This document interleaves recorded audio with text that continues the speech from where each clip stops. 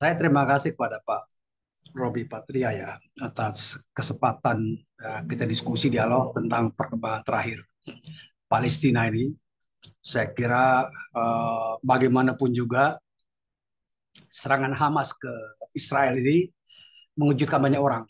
Ya, pertama mengejutkan bahwa serangan itu berhasil dan dilakukan secara simultan dan kemudian ya karena orang terkejut maka reaksinya nggak terlalu banyak ya. Artinya dari pihak Amerika sendiri jelas sekutu ya, sekutu Israel.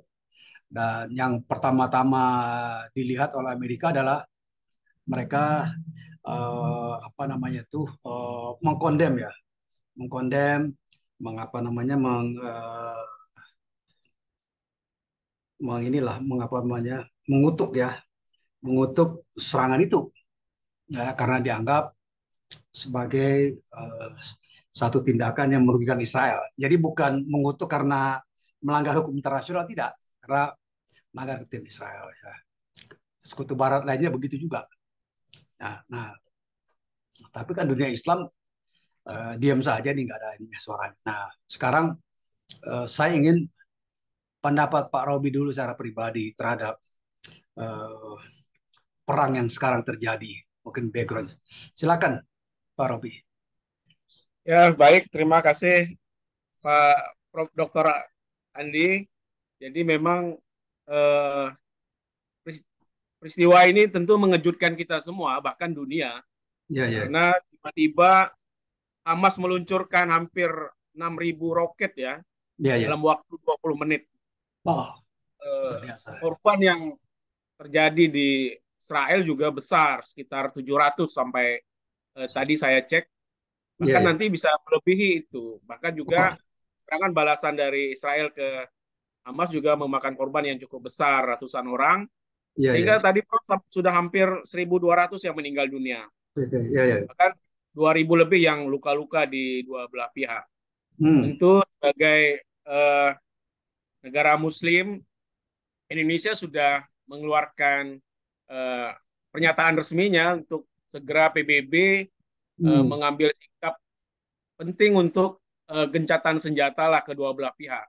Ya, ya. Karena jika tidak ada gencatan senjata atau berhenti, maka korban nyawa akan terus berjatuhan. Bahkan bisa saja antara perang Ukraina yang terus masih berlangsung, Ya. ditambah perang di semenanjung Palestina Israel ini menambah tambah besar Hmm. keterlibatan negara-negara yang tentu saja Amerika sudah mengerahkan pasukannya ke membantu Israel. Ya, ya. Nah, ini menarik ketika Cina tidak terlalu merespon ya Hmm. kejadian di sana. Dia kan diminta Amerika untuk membela ke Israel, tapi Cina saya kira tidak terlalu merespon baik, masih masih diam saja. Nah, kita Ya, belum ya. tentu lihat Rusia, Ya, ya. apakah dia membela Hamas atau dia Ya, netral dalam konflik ini. ya, ya. Ya. Ujungnya Ya. apa, Prof? Ujungnya tetap saja Hamas melihat Ya. Israel melakukan pendudukan terhadap tanah Palestina. Ini Ya, ya. kan konflik yang sudah lama dan perang Hmm. ini lebih besar dari perang 1973. Ya, ya. Mungkin Hamas ini memperingati 50 tahun perang tahun 73 baru mereka melancarkan serangan secara diam-diam Ya, ya, ya. tanpa diketahui intelijen Israel Ya, yang begitu canggih. ya, ya. Ini suatu yang mengejutkan juga bagi Hamas sendiri, Hmm. juga mengejutkan bagi dunia internasional karena Israel yang eh, kekuatan militernya lebih besar dari Palestina, Hmm. tiba-tiba dikejutkan serangan Hamas yang bertubi-tubi Hmm. tanpa mereka ketahui sejak 2021 kan mulai reda sebenarnya. Ya. Tapi ujungnya apa? Kita memang berharap PBB sebagai lembaga internasional harus bersikap tegas untuk menghentikanlah perang ini karena saya kira kekuatan Hamas dengan Israel sudah tidak seimbang. Ya, ya. Begitu banyaknya tentara Israel sudah hampir 300.000 dikerahkan dengan Hmm. melibatkan pasukan cadangannya 300.000. Ditambah tentara yang aktif.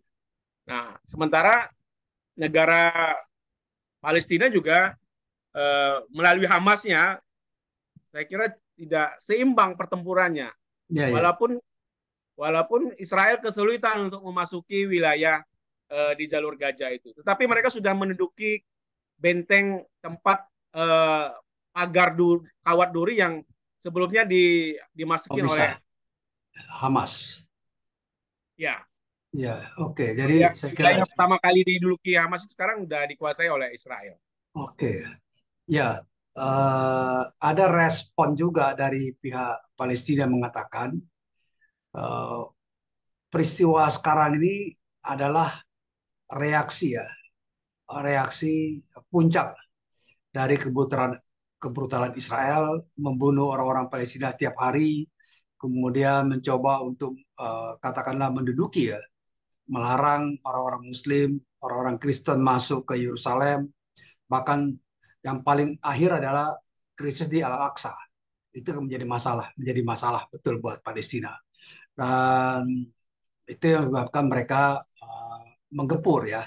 Dan kemudian juga bahkan juga menunggu nasib dari orang-orang atau tawanan-tawanan Palestina di penjara-penjara Israel. Kalau di beberapa waktu lalu terjadi konflik Hamas dengan Israel, satu orang tentara aja bisa ditukar dengan ribuan ya tawanan. Sekarang ratusan tawanan Israel bisa ditukar dengan berapa puluh ribu tawanan Palestina. Jadi ada juga motif seperti itu. Tapi lepas daripada itu, ini adalah semacam apalagi tema yang diusung oleh para pejuang Hamas adalah mengakhiri pendudukan di muka bumi. Ini kan satu tema yang luar biasa ya kalau menurut saya. Dan kemudian sampai seberapa jauh kalau Anda lihat peta kekuatan Hamas. Jadi Hamas yang bergerak patah diam. Kira-kira sampai berapa jauh bisa dilihat bahwa Hamas ini adalah mewakili Palestina ya atau kekuatannya menjadi penopang Palestina. Kira-kira gimana menurut pendapat Anda? Ya, Prof. Jadi kalau saya lihat, Ya, melihat informasi misalnya di Guardian melaporkan, Guardian Inggris, Hamas saya kira masih memiliki eh, stok rudal yang cukup banyak untuk jangka panjang. Maka saya kira perang ini akan lama ya, nampaknya karena kekuatan Hamas dengan persiapan yang cukup lama ya, 2 tahun ya, mereka mengumpulkan senjata yang dipasok dari luar Palestina melalui jalur bawah tanah. ya, ya, ya, Informasinya dari Iran ininya apa senjatanya. ya, Jadi dengan 2 tahun ini saya kira proses eh, kekuatan mereka cukup lama untuk dia mengimbangi kekuatan dari Israel. ya, Nah, yang kasihan adalah warga gitu, baik warga di jalur Gaza di Palestina maupun di Israel, karena rumah sakit Indonesia bahkan sudah mulai jadi sasaran ya. ya, Rumah ya, sakit yang dibangun pemerintah Indonesia di Palestina sudah mulai diserang. Nah, begitu juga dengan pemukiman warga di jalur Gaza yang bukan menjadi tempat basisnya Hamas sudah diserang. Karena bagaimanapun harusnya pemukiman warga tidak boleh diserang. ya, Tapi ya, kan ini sudah sama-sama menyerang. ya, ya, Israel menyerang pemukiman warga di Palestina, begitu juga Hamas menyerang pemukiman warga di eh, pemukiman Israel. Inilah ya, yang mengakibatkan banyak negara meminta PBB untuk tegas hmm, menghentikan perang ini. Jika dibiarkan terus, maka mungkin lebih parah dari perang di Ukraina dengan Rusia. ya, Karena ini menghancurkan pemukiman-pemukiman warga, bukan hanya pos-pos dari Hamas maupun tentara Israel. hmm, Ini Prof, Indonesia mungkin lebih tegas lagi ya melalui Presiden Jokowi untuk bersuara gitu, menyuarakan ya, perdamaian hmm, kedua belah pihak. Karena tidak ada apa ujungnya adalah kemanusiaan. ya, Kemanusiaan akan mengakibatkan ya ribuan orang akan jatuh meninggal dengan sia-sia, percuma, ya, ya, sia-sia. Walaupun bagi bagi orang Islam di Palestina mereka berjihad. ya, ya, Eh, Slogan dari Hamas itu kan jelas sekali bahwa mereka akan menghabisi pendudukan Israel di Palestina.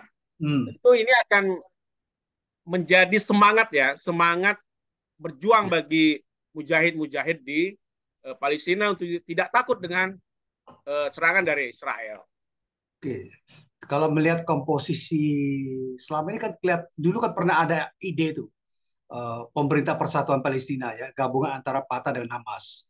Tapi kelihatannya redup-redup saja. Jadi perkembangan terakhir gimana persoalan gabungan kekuatan itu ya? Nah, yang lebih menonjol sekarang kelihatannya Hamas yang benar-benar menyiapkan amunisinya untuk menggempur Israel. Iya, iya. Kelompok Fatah tidak terlalu terlihat menonjol, Prof, dalam kasus serangan terbesar sejak konflik Israel-Palestina ini, Iya, iya. sejak 1973. Jadi adalah serangan terbesar dan korbannya juga sangat banyak sekali dibandingkan dengan tahun-tahun sebelumnya. Oke. Kita